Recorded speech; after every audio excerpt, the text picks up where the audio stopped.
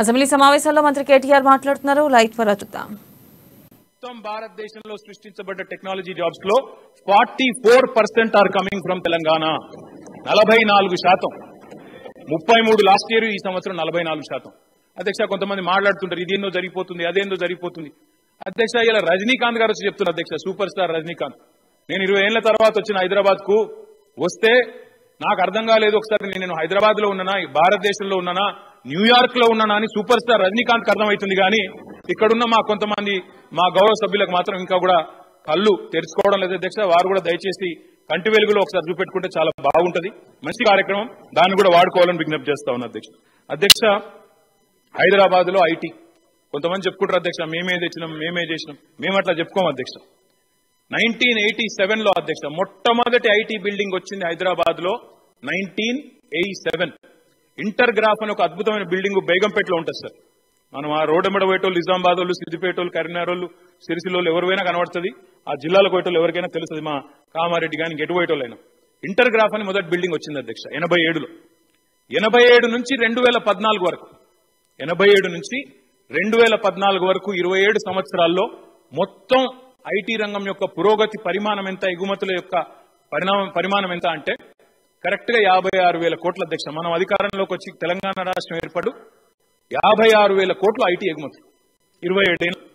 కానీ ఒకే ఒక్క సంవత్సరం లాస్ట్ ఇయర్ 21, 22, 22, 23కి తేడా చూస్తే అధ్యక్ష ఐటీ ఎగుమలో ఒకే ఒక్క సంవత్సరంలో తెలంగాణ రాష్ట్రం, తెలంగాణ ప్రభుత్వం మన ఐటీ యొక్క సహకారంతో ఒక్క సంవత్సరంలోనే 57,707 కోట్ల ఐటీ ఎగుమతి సాధించింది మన రాష్ట్రం.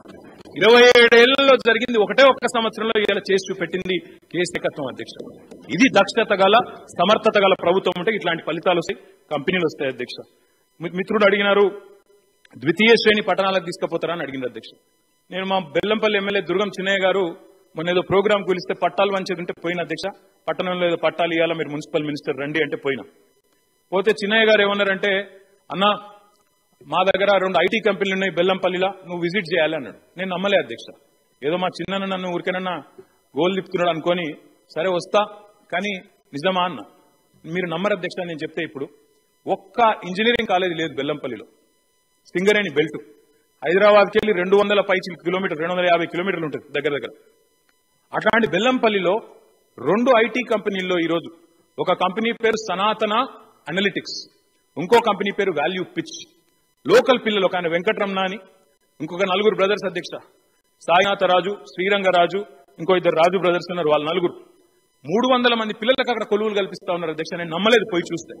అట్లా ఈ రోజు మా రాజేంద్రన్న కూడా ఒప్పుకోవాలి. హుజూరాబాద్ కు ఆయన మంత్రిగా ఉన్నప్పుడే మేమిద్దరం పోయినాం.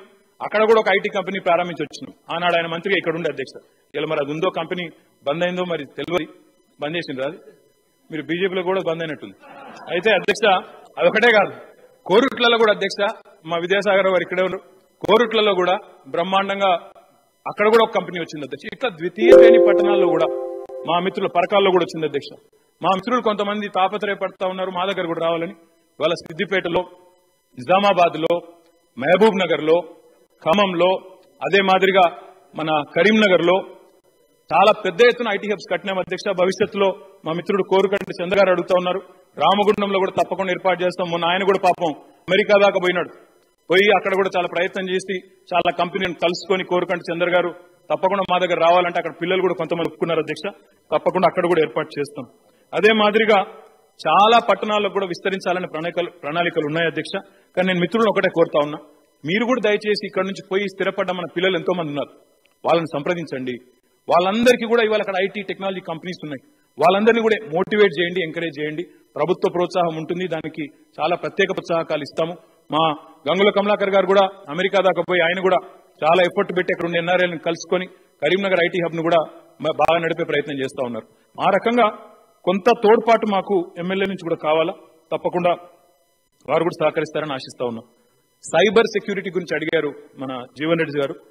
సార్, సైబర్ సెక్యూరిటీ విషయంలో ఒక చెప్పాలి అధ్యక్ష, కేంద్ర ప్రభుత్వం మమ్మల్ని సంప్రదిస్తే వారికి చెప్పాము అధ్యక్ష, సైబర్ క్రైమ్ మీద Telangana is going to be the first state to come out with a legislation. Already NALSAR వాళ్ళు తయారు చేస్తున్నారు, తప్పకుండా ఆ లెజిస్లేషన్ కూడా తీసుకొస్తాం అధ్యక్ష. భగత్ గారు కూడా అడిగారు అధ్యక్ష, మన స్థానిక పిల్లలకు ఉపాధి అవకాశాలు కావాలని. భగత్ గారు, మా ప్రయత్నం అంతా స్థానిక పిల్లల కోసమే, వారి కోసమే టాస్క్ పెట్టింది, వారి కోసమే నైపుణ్య శిక్షణ ఇస్తుంది. తప్పకుండా స్థానిక పిల్లలకు నల్లగొండలో ఐటీ టవర్ ప్రారంభించబోతా ఉన్నాం ఈ మాసంలోనే. నల్లగొండ ఐటీ టవర్ లో సొనాటా సాఫ్ట్వేర్ అనే కంపెనీ వచ్చింది. వాళ్ళు ఆ ఒకే ఒక్క కంపెనీ 200 మందికి ఉద్యోగాలు సృష్టించబోతా ఉంది. అది చాలా ప్రముఖమైన కంపెనీ. అట్లా స్థానిక పిల్లల్ని రిక్రూట్ చేసుకుని వాళ్ళకే తర్ఫీదునిచ్చి నైపుణ్య శిక్షణ పెంచి ముందుకు తీసుకొని పోయే ప్రయత్నం చేస్తా ఉన్నాం అధ్యక్ష. గణేష్ గారు ఇంకా హైదరాబాద్ లో కేవలం పశ్చిమ ప్రాంతమే కాదు ఇతర ప్రాంతాలు అన్నారు. ఇప్పటికే గ్రిడ్ పాలసీ అని తీసుకొచ్చాం అధ్యక్ష. ట్రై చేస్తున్నాము, చాలా కష్టపడతా ఉన్నాము. వేరే ప్రాంతాలకు కూడా విస్తరించాలి, హైదరాబాద్ లో ఒకవైపే ఉండకూడదని. అందులో భాగంగా జెన్పాక్ట్ అనే ఒక కంపెనీ ఒక దాదాపు 15 లక్షల స్క్వేర్ ఫీట్లలో ఉప్పల్లో కొత్త బిల్డింగ్ కడతా ఉన్నారు. అక్కడ కూడా దాదాపు 15,000 మంది పనిచేయబోతా ఉన్నారు. ఇంకా కొంతమంది కూడా వస్తా ఉన్నారు. మనకి ఆదిబట్ల వైపు కూడా వస్తా ఉన్నారు. తప్పకుండా వాటిని కూడా ప్రోత్సహిస్తాం అధ్యక్ష. సాటిలైట్ టౌన్స్ ఉన్నాయా అన్నారు. సాటిలైట్ టౌన్షిప్ పాలసీ ఆల్రెడీ ఇదే అసెంబ్లీలో తీసుకొచ్చినాం. తప్పకుండా ఎంకరేజ్ చేస్తాం. లివ్, వర్క్, లెర్న్, ప్లే అనే కాన్సెప్ట్ లో ఎంకరేజ్ చేస్తాం అధ్యక్ష. మా మిత్రులు అక్బరుద్దీన్ ఓవైసీ గారు అడిగారు, మన ఓల్డ్ సిటీ हैदराबाद లో ఏం చేస్తున్నారని. अकबर साहब, पिछली बार मैंने वादा किया था, सीएम सर ने हाँ कह दिया और हमारे भाई R&B मिनिस्टर ने भी जमीन दे दिया हमें 12 एकड़ का जमीन. तो उसमें हमने टेंडर बुला लिया, टेंडर भी फाइनलाइज हो गया. मलकपेट में तंगे बुनियाद करना है आईटी हब का. जल्द से जल्द आता हूं मैं, बस इंतजार कर रहे हैं, इंतजाम कर रहे हैं कुछ MOUs का. अच्छे कंपनीज लाए, 2-4 कंपनी फाइनल हो गया, बट मैं देख रहा हूं कि 5-6 अच्छे कंपनी आ जाए, ताकि जिस दिन संगे बुनियाद हो जाएगा उसी दिन MOU भी करे, ऐलान भी करे कि यहाँ पे बच्चों को रोजगार मिलेगा और IT old city of Hyderabad में भी आईटी आ जाएगा. ये हमारी जिम्मेदारी है. और साथ ही साथ एकदम वहीं पे मेट्रो का स्टेशन भी है, तो अलाइन करने की कोशिश भी कर रहे हैं. एक जबरदस्त बिल्डिंग बनाएंगे, आपको मुतमईन करेंगे. साथ ही साथ आपने पूछा आज की टी प्राइम के बारे में क्या हुआ. मैं थोड़ा उसका जानकारी लेके इसी असेंबली सेशन में मैं आपको वादा करता हूं. इसी असेंबली सेशन में आपको मैं ज्यादा डिटेल दूंगा. आज मेरे इंडस्ट्रीज डिपार्टमेंट वाले यहाँ पे नहीं है, थोड़ा डिटेल लेके मैं आपको तफसील में बोलूंगा. साथ ही साथ आपने पूछा कि बच्चे परसेंटेज क्या इसमें है. फिलहाल मैं ये कह सकता हूं कि जहां कहीं भी गवर्नमेंट ने इंफ्रास्ट्रक्चर बनाया, जैसे प्लग एंड प्ले फैसिलिटीज है, हम कोशिश ये कर रहे हैं कि every section of the society gets to be a part of it. I don't have immediate answers on how much percentage is being given. I will be honest with you, but I will certainly come back to you in writing. मैं जवाब दूंगा आपको इन writing, मैं आपको पहुंचा दूंगा. I hope that satisfies you. Thank you. Question number 1256, Minister for Scheduled Caste Development.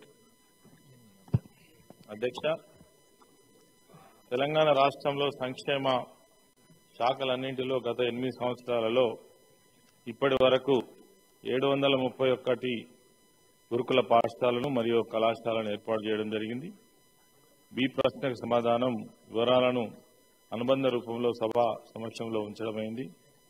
C ప్రశ్నకు సమాధానం 8 సంవత్సరాల్లో గురుకులాల పైన 13,528 కోట్ల 6 లక్షల రూపాయలు ఖర్చు చేయడం జరిగింది.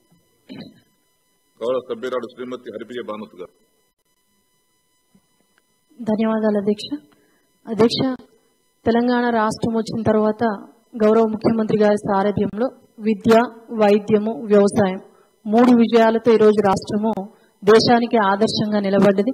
ముఖ్యంగా గురుకులాల విషయాలకు వస్తే గతంలో కంటే దాదాపుగా 1,222 గురుకులాలతోటి అన్ని విధాలుగా పిల్లలకి విద్యను అందిస్తూ ముందరలో ఉన్నాం అధ్యక్ష. అయితే గతంలో కంటే కూడాను సౌకర్యాల్లో కానీ వసతుల్లో కానీ మిన్నగా ఉన్నప్పటికీ మరి ఏజెన్సీ ప్రాంతంలో ముఖ్యంగా బిల్డింగ్ వసతులు లేక అక్కడ పిల్లలు అక్కడ ఉండేటటువంటి బిల్డింగ్లు సరిపోక బాధపడతా ఉన్నారు అధ్యక్ష. మరి అక్కడ బిల్డింగ్లు ఎప్పటి నుంచి శాంక్షన్ చేస్తా ఉన్నామో అవి తెలియజేయాల్సిందిగా గౌరవ ముఖ్యమంత్రి గారిని కోరుతా ఉన్నాను అధ్యక్ష. అలాగే మరి సీట్ల విషయానికి వస్తే గురుకులాల్లో మునుపటి కంటే కూడాను ఎక్కువ మంది పేరెంట్స్ గురుకులాల్లోనే చదువుకోవాలి అనేటటువంటి ఉద్దేశంతో మా దగ్గరకు వచ్చి కూడా ఎంతో మంది అడుగుతా ఉన్నారు అధ్యక్ష. ఈ గురుకులాల్లో ఇప్పటి ఉన్న సీట్లని ఏమైనా సంఖ్య పెంచేటటువంటి అవకాశం ఉందా అనేసి తమరి ద్వారా మంత్రి గారిని కోరుతా ఉన్నాను అధ్యక్ష. అలాగే ముఖ్యంగా గురుకులాలు ఎస్సీ, ఎస్టీ, బీసీ, మైనారిటీ గురుకులాలు చాలా ఎక్కువగా ముఖ్యమంత్రి గారు ఇవ్వడం జరిగింది అధ్యక్ష. మరి కమ్యూనిటీ పరంగా మనము ఈ అడ్మిషన్లు టేకప్ చేసినప్పటికీ కూడాను 8th క్లాస్ నుంచి మరి వీళ్ళనందరినీ ఏమన్నా షఫుల్ చేసి ఒకే దగ్గర అన్ని కమ్యూనిటీలని ఏమన్నా విద్యను అందించేటటువంటి అవకాశం ఏమన్నా ఉందా అనేసి తమరి ద్వారా మంత్రి గారిని అడుగుతా ఉన్నాను అధ్యక్ష. షకీల్ అహ్మద్ గారు, దస్మాయి బాలకిషన్ గారు, అక్బర్ గారు. ధన్యవాదాలు అధ్యక్ష. భారతదేశంలోనే తెలంగాణ రాష్ట్రం యొక్క సోషల్ వెల్ఫేర్ రెసిడెన్షియల్ భారతదేశానికి ఆదర్శంగా నిలబెట్టినటువంటి గౌరవ ముఖ్యమంత్రి కేసీఆర్ గారికి, గౌరవ మంత్రివారు ఈశ్వరన్న గారికి ధన్యవాదాలు తెలియజేస్తున్నాయి అధ్యక్ష. ముఖ్యంగా గతంలో నుంచి ఇప్పుడున్నటువంటి రెసిడెన్షియల్ పాఠశాలల గురించి మనం చర్చించుకోవాల్సినటువంటి అవసరం లేకపోయినప్పటికీ కూడా చాలా రెసిడెన్షియల్ పాఠశాలలు తెలంగాణ రాష్ట్రంలో మన అందుబాటులోకి తీసుకొచ్చుకున్న విషయానికి దానికి ఒక చిన్న సవరణ నేను అడుగుతున్నాను అధ్యక్ష. ఎందుకనంటే చాలా ఇన్ని వందల పాఠశాలలు మనం నెలకొల్పినప్పటికీ కూడా ఇప్పటికి కూడా ఇంకా సీట్ల కొరత చాలా కనబడతా ఉన్నది. ఎందుకనంటే విద్యకు అత్యధికంగా కింద భాగంలో ఉన్నటువంటి దళిత విద్యార్థులు అందరూ కూడా తెలంగాణ రాష్ట్రం వచ్చిన తర్వాత నాణ్యమైన విద్యను అభ్యసించాలి, ఆత్మగౌరవంతో బతకాలన్నటువంటి గౌరవ ముఖ్యమంత్రి గారి సంకల్పానికి నేను కృతజ్ఞత తెలియజేస్తూనే చాలా చోట్ల ఇందాక సోదరి చెప్పినట్టుగా సీట్ల కొరత కొంచెం ఎక్కువ ఉన్నది అధ్యక్ష. ఏ క్యాంప్ ఆఫీస్లోకి వెళ్ళినా, ఏ మంత్రి గారి క్వార్టర్స్లోకి వెళ్ళినా కూడా వందలాది మంది విద్యార్థులు వాళ్ళ తల్లిదండ్రులు ఇంకా సీట్ల కోసం అడుగుతా ఉన్నారు అధ్యక్ష. రెసిడెన్షియల్ పాఠశాలలో సీట్లు దొరికితే ఇళ్లలో పండుగలు చేసుకుంటున్నారు అధ్యక్ష. మా అబ్బాయికి పలానా సోషల్ వెల్ఫేర్ రెసిడెన్షియల్ పాఠశాలలో సీట్ వచ్చిందని చెప్పేసి చుట్టాలం పిలుచుకొని పండుగలు చేసుకున్నటువంటి సందర్భాన్ని నేను చాలా చోట్ల నా నియోజకవర్గంలో కూడా 6 రెసిడెన్షియల్ పాఠశాలలు ఉన్నాయి మానకొండ నియోజకవర్గంలో నేను చూస్తున్న అధ్యక్ష. నేను గౌరవ మంత్రి గారికి, గౌరవ ముఖ్యమంత్రి గారి దృష్టి కూడా తీసుకుపోయేది ఏంటంటే వీలైనంత మేరకు ఎంతమంది దళిత విద్యార్థులు రెసిడెన్షియల్ పాఠశాలలో వాళ్ళు కనుక దరఖాస్తు చేసుకుంటే వాళ్ళందరూ కూడా సీట్లు ఇస్తే బాగుంటది అనేది నేను భావించుకుంటాను అధ్యక్ష. కొద్దిగా సీట్లు పెంచే ఆలోచన కూడా చేయాల్సిందిగా కోరుకుంటూ, అలాగే కొన్ని చోట్ల పక్క భవనాలు ఉన్నాయి, కొన్ని చోట్ల అద్దె భవనాల్లో కొంచెం ఇబ్బందిగా ఉన్నది అధ్యక్ష. ఇంత గొప్ప చదువులు ఇలా రెసిడెన్షియల్ పాఠ చదువుకున్న పిల్లలు అమెరికాలో, లండన్ లో ఎక్కడెక్కడో పెద్ద పెద్ద కుటుంబాల నుంచి చదువుకునే చోట్ల కూడా ఇవాళ మన విద్యార్థులు చదువుకోవడానికి మేము గర్వంగా ఫీల్ అవుతా ఉన్నాం. రెసిడెన్షియల్ పాఠశాల చదువుకున్న విద్యార్థులలో ఇవాళ ఎక్కడ చూసినా కూడా అధ్యక్ష, ఏ మెడికల్ కళాశాలలో చూసినా కూడా నువ్వు ఎక్కడ చదువుకున్నా అంటే పలాని సోషల్ వెల్ఫేర్ రెసిడెన్షియల్ పాఠశాలలో చదువుకొని నేను డాక్టర్ అని చెప్పి చాలా గర్వంగా చెప్పుకుంటా ఉన్నారు. ఇలా ఐఐటీలో నేను పలానా రెసిడెన్షియల్ పాఠశాలలో చదువుకుంటున్నానని చాలా గర్వంగా చెప్పుకుంటా ఉంటున్నారు అధ్యక్ష. అందరికి కూడా గొప్పగా చదువుకోవాలన్నటువంటి ఆలోచన ఉంటది కాబట్టి కొన్ని సీట్లు పెంచే విషయాన్ని, అలాగే పక్క భవనాలు పెంచే విషయాన్ని ఆలోచిస్తారని మీ ద్వారా ప్రభుత్వానికి తెలియజేసుకుంటున్నాను అధ్యక్ష. ధన్యవాదాలు.